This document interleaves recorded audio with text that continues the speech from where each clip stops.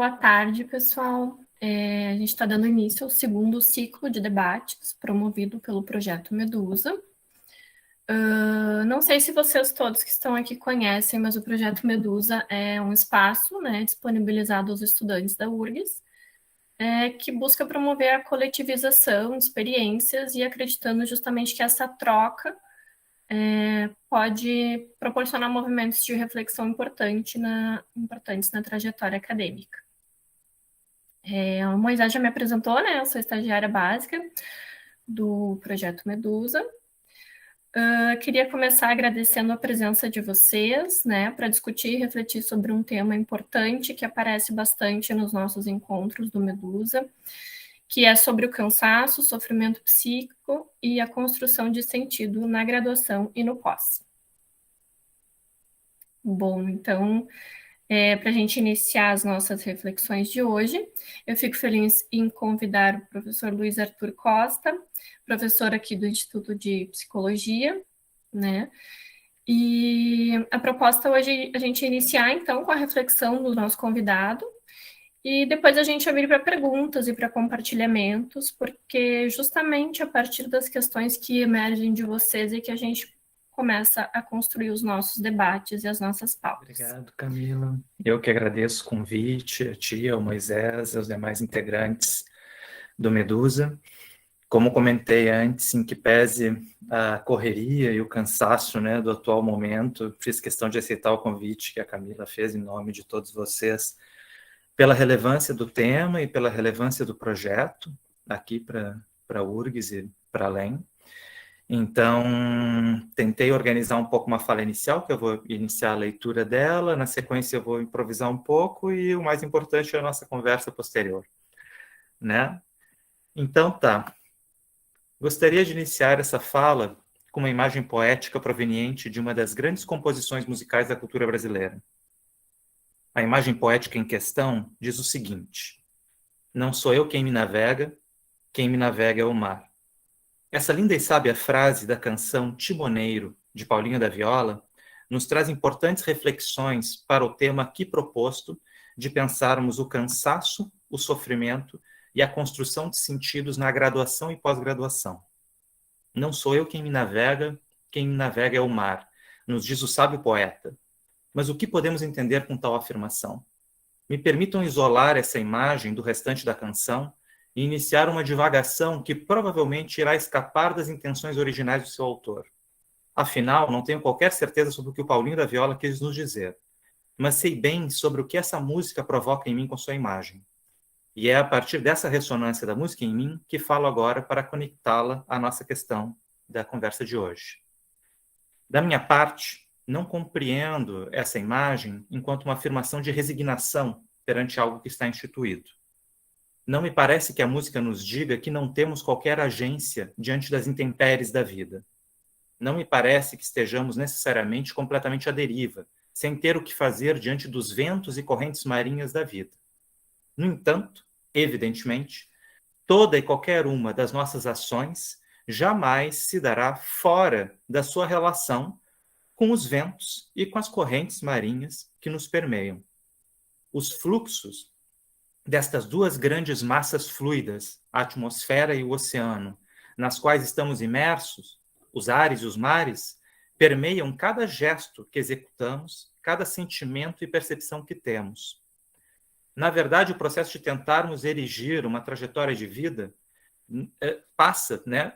O nosso processo de tentar erigir uma trajetória de vida, cada uma das nossas ações, cada uma das nossas percepções, sentimentos e pensamentos, eles são criados, eles são erigidos numa relação direta com essas correntes atmosféricas e oceanas do que a vida nos leva, desse mar que nos navega, sempre nos deslocando, ao passo que, diante desse deslocamento do meio no qual a gente está inserido, a gente vai tentando, ao máximo, poder produzir uma certa direção dentro das correntes e dos ares, uma direção que seja uma direção que nós queremos assumir, né, nesse meio, né, no qual nós estamos imersos.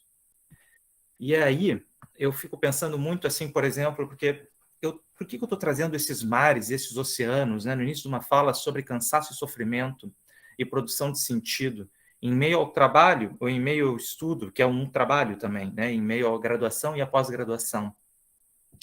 Eu estou trazendo porque, quando a gente pensa os povos dos mares, né? Aqui eu já estou no improviso, larguei o texto. Quando a gente pensa os povos dos mares, por exemplo, fenícios, né, ou egípcios, né, povos responsáveis por construir grande parte da nossa tecnologia de navegação, né, quando a gente pensa na relação que eles estabeleceram com os oceanos, cada questão que foi erigida, a vela retangular ou a vela triangular, a quilha, o leme, né, cada uma dessas tecnologias foi feitas em relação com o oceano, no qual estava à disposição deles como um espaço de navegação, mas como uma forma de poder, diante das marés, das correntes e dos ventos que ali estavam, poder, a partir dessas condições, conduzir e criar um deslocamento próprio, né? Conseguir criar alguma agência de direção em meio àquilo que, inevitavelmente, nos leva para lá e para cá, que são os ventos, as correntes, né? Desses gigantes nos quais nós vivemos, né, que é a atmosfera e o oceano. E uma coisa curiosa sobre a atmosfera e o oceano, aí para humanos e para peixes, é que na maioria das vezes a gente vive completamente imerso nesses espaços sem nem ao menos percebê-los, né? A atmosfera é um exemplo clássico para falar do que a gente chama de crítica, né? Quando a gente quer falar do que a gente chama de crítica, que é uma certa operação, né, do pensamento e da ação que pretende poder fazer as coisas de um outro jeito, né, poder perceber como nós fazemos para poder fazer de um outro jeito, nas suas diferentes acepções de crítica, passa um pouco por aí, por uma possibilidade de se navegar no meio do oceano que a gente está inserido. A ideia da crítica muitas vezes se utilizou da ideia da atmosfera como um exemplo de algo que a gente está imerso o tempo inteiro e que, mesmo assim, sendo tão visível, a gente nunca vê. Né? Porque eu estou aqui, né, sob eu nem sei agora qual é o peso, né, dessa coluna, mas é um peso gigantesco, que está me apertando pelo corpo por todos os lados, né? Um peso gigantesco. Só que eu chamo isso aqui de nada, né? Eu chamo isso aqui de uma ausência de peso sobre o meu corpo, porque o meu corpo absolutamente naturalizou a presença desta massa atmosférica gigantesca na qual eu estou imerso. E nesse processo de naturalização da presença dessa pressão sobre o meu corpo, do fluido no qual nós estamos inseridos, é um fluido gasoso no qual nós estamos inseridos, esse processo de naturalização, em que meu corpo se acostuma com isso, ele passa a ver isso como uma ausência de pressão. Mas isso não significa, de modo algum, que a pressão deixa de agir sobre o meu corpo. Ela persiste agindo o tempo inteiro. E o meu corpo, então, se adapta a essa pressão e passa a agir a partir dela como se ela fosse o ponto zero. O processo de crítica pode ser visto, então, como uma capacidade de se tornar sensível para isso que a gente se torna insensível, não porque está escondido, mas porque está muito presente. É tão presente que a gente naturaliza e não vê. Então, quando eu faço assim com a mão, por exemplo, né, de um lado para o outro, balançando rapidamente, com os dedos abertos, eu sinto a presença do ar. Né? Quando a gente faz aqueles experimentos que se faziam na escola, né, no fundamental ou no ensino médio, de pegar um copo, virar de cabeça para baixo e botar dentro de uma tina com água, para perceber que a água não consegue entrar no copo porque tem o ar produzindo resistência, eu percebo a presença do fluido gasoso da atmosfera na qual eu estou. Mas eu preciso de uma série de operações para me sensibilizar a isso.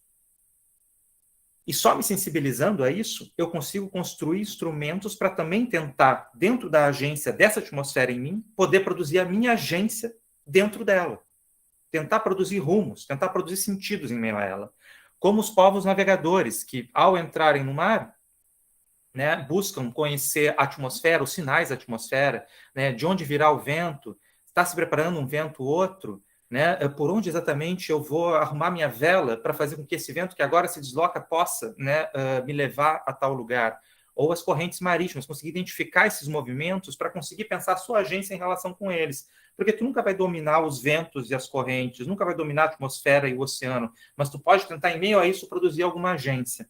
Né? Uma agência coletiva que permite que a gente construa barcos e permita que a gente faça velas e permita que a gente produza locomoção, deslocamento em meio a isso.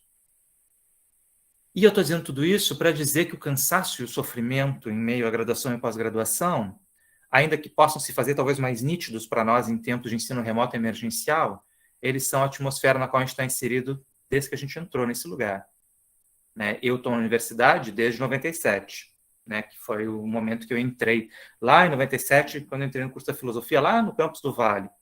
Né? Desde aquele momento, né? Eu posso dizer que desde antes, porque a escola tampouco não era ausente, eu estava inserido nessa mesma atmosfera do sofrimento e do cansaço, né? Nessa atmosfera de uma necessidade imensa de produzir múltiplos sentidos em meio ao meu processo de educação, seja no ensino fundamental, seja no ensino médio, mas em especial no ensino superior, dito, né, o ensino universitário, porque a pressão, né, do clima, da atmosfera que se constitui nesses lugares sobre nossos corpos é gigantesca, né? Obviamente, isso não está inserido só nos espaços de educação, né? Obviamente, essa atmosfera ela é mais ampla do que isso. É uma atmosfera que fala da nossa sociedade, que fala do nosso espaço de trabalho, porque não vamos nos esquecer que o processo de graduar-se e pós-graduar-se é também uma forma de trabalho.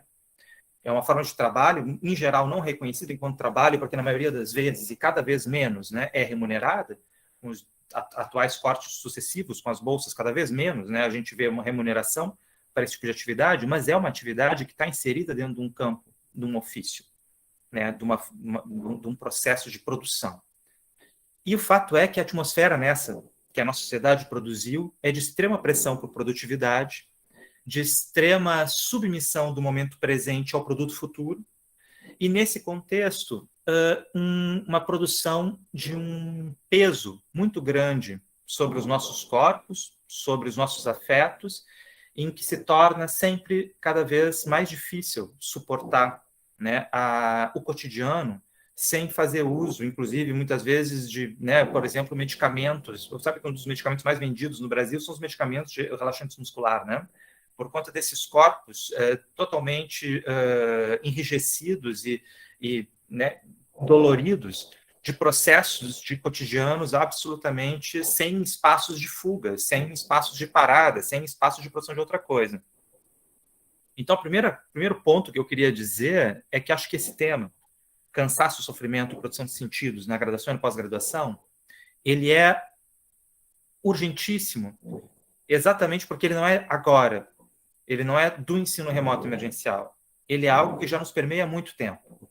Ele é algo que está presente nessa instituição, talvez desde antes dessa instituição nascer.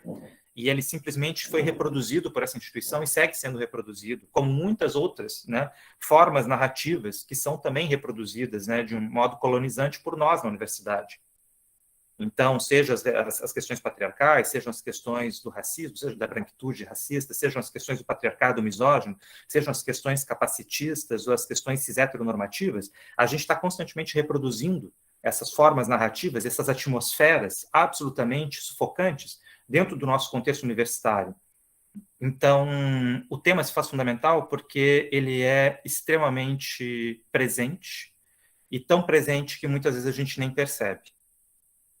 Talvez o ensino remoto emergencial nos tenha permitido, por reenquadrar a nossa experiência de trabalho, tenha nos permitido perceber com mais nitidez certos elementos dessa violência produtiva no nosso cotidiano, né? Talvez o reenquadramento da experiência, né, tenha sido como aqueles espelhos que a gente vê nos parques de diversão dos filmes norte-americanos, né, aqueles parques de diversão que ficam no meio numa praia, assim, num deck, e que daí tem aquela coisinha que tu entra, e que daí tem os espelhos, aqueles que têm outras formas, convexas, côncavas, e que daí fazem com que tu veja o teu corpo de um outro jeito, e aí tu até te assuste ou te perceba, de repente, em coisas que tu não percebia em ti, né?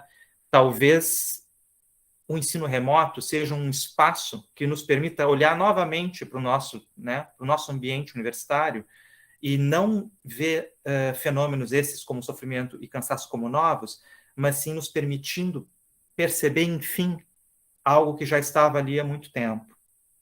Então, me parece que, por um lado, esse reenquadre da experiência nos permite perceber algo nesse feitio, né? Esses imperativos de produtividade, esses imperativos de uma certa organização do tempo do trabalho, essa submissão do tempo presente a um produto futuro, como eu falei antes.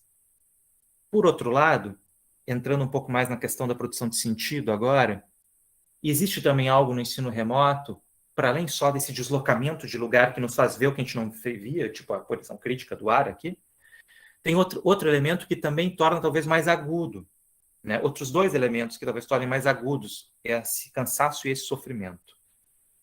Por um lado, a gente tem algo que a gente não consegue contornar em meio a isso, né?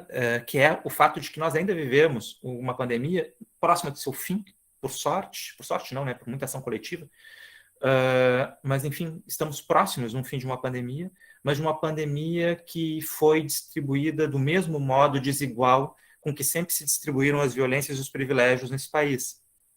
Então, uma pandemia que tornou ainda mais agudo e mais profundos os abismos de desigualdades de classe, raça, gênero, sexualidade, deficiências, enfim, que foram construídos dentro do ambiente, né, da sociedade brasileira e de outros países. Então, esse é um processo, sem dúvida, que tensiona e estressa ainda mais, né, deixa essa atmosfera na qual a gente está inserido ainda mais densa, porque são né, milhares de mortes, são produções de desemprego em massa, são uma inflação que cada vez mais diminui o poder de compra das pessoas e, sem dúvida, um fechar de horizontes que se coloca como insuportável na experiência presente. Então, acho que um dos pontos que a gente tem, que obviamente torna mais aguda essa experiência, para além do deslocamento, do reenquadramento da experiência do trabalho, é o lugar onde a gente está inserido, que com a pandemia se tornou ainda mais violento, ainda mais desigual. E, por outro lado, ainda relacionado ao ensino remoto, para além do deslocamento, a gente, na substituição das atividades presenciais pelas atividades online, me parece que a gente perdeu muito do que sempre escapou dessa política narrativa estritamente do trabalho universitário, né? Sempre a universidade transbordou a própria universidade. A formação sempre transbordou a própria formação. A formação de um graduando, de um pós-graduando, nunca foi só aquilo que está numa grade curricular, né? Ela sempre foi muito mais do que isso. Ela sempre esteve permeada pelas conversas de corredores, pelas trocas nos cafés, pelos projetos para além da universidade que se produzem nos interstícios entre uma aula e outra, nas festas que se produzem dentro do espaço universitário ou fora, porque as festas também são um importante espaço de produção de sociabilidade, de conhecimento. Então, a gente tinha toda a conversa paralela em sala de aula, né? Com um colega, no momento que se faz, de repente, um comentário sobre um tema que está sendo debatido. Enfim, a gente poderia continuar o resto da tarde só falando dos espaços que transbordam a sala de aula dentro da sala de aula, né? Os espaços que transbordam a formação universitária dentro da formação universitária.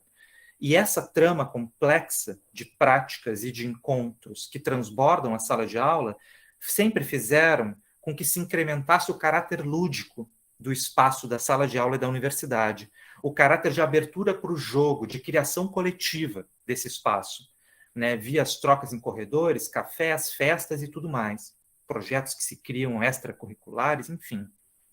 E cada vez mais nesse enquadramento, né, do ERE, sendo ele substitutivo do presencial, porque uma coisa é a gente pensar o nosso encontro virtual como algo que adensa, se soma ao encontro presencial, porque daí ele só enriquece essa experiência de a gente poder se encontrar agora aqui, por exemplo, que talvez muitas pessoas não pudessem estar agora em decorrência das suas agendas, não pudessem todas se deslocar até a universidade, lá no campus da psicologia, para nos encontrarmos.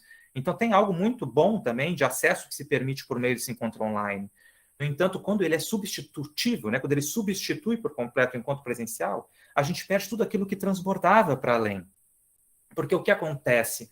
Aquilo que eu falava de um certo âmbito de concepção do trabalho, onde se tenta ao máximo esvaziar a fruição da atividade presente em função de um produto futuro. Então, a aula, ela finda por se tornar mais burocratizada, mais protocolar, com menos interação, com menos coisas que escapam a esse espaço, e a gente passa a ter uma experiência mais simplificada, uma experiência mais empobrecida de elementos, no que se refere ao que é a universidade. Porque a universidade não é só isso aqui, não é só a aula que tu assiste, o trabalho que tu faz. Isso seria uma espécie de submissão da experiência universitária a um produto futuro, que é o diploma profissional. E a universidade não é só isso.